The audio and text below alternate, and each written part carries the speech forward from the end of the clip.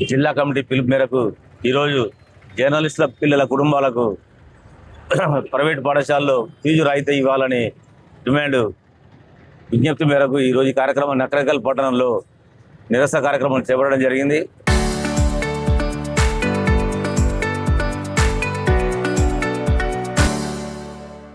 ముఖ్యంగా పాఠశాలలు ప్రారంభమై 20 రోజులు అయినప్పటికీ ఇంతవరకు సర్క్యులర్ ఇవ్వకపోవడం ఇది కావాలనే చేసే విధంగా ఉన్నట్టు అనిపిస్తుంది. వెంటనే డిఓ గారు స్పందించి వెంటనే సర్క్యులర్ జారీ చేయాలని డిమాండ్ చేస్తున్నాం.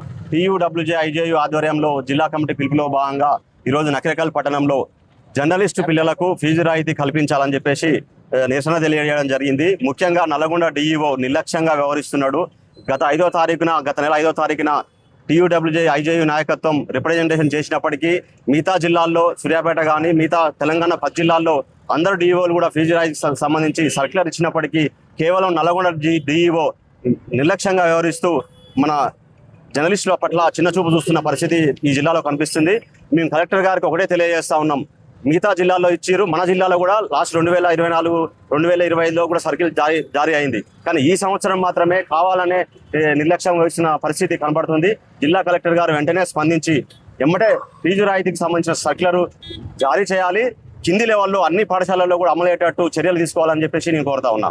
ఐజేయు జిల్లా కమిటీ పిలుపు మేరకు ఈరోజు నకరేకల్ పట్టణ కేంద్రంలో జర్నలిస్టుల ఆధ్వర్యంలో ఇలా ధర్నా చేపట్టడం జరిగింది. ఈ సమాజంలో 4వ స్తంభంగా ఉన్న జర్నలిస్టులు కీలక పాత్ర పోషిస్తారు. ఆర్థికంగా కూడా ఎలాంటి వేతనాలు లేకుండా ఈ సమాజంలో సేవ చేస్తారు. కానీ ప్రభుత్వం ఎలాంటి సహకారం లేదు.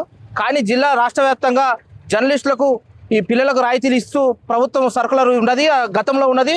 కానీ నల్గొండ జిల్లాలో కేవలం ఇలా నిర్లక్ష్యంగా వహిస్తుండు. తక్షణమే డిఓ గారు సర్కులర్ చేయకుంటే ఆందోళన చేపడతామని హెచ్చరిస్తున్నాం.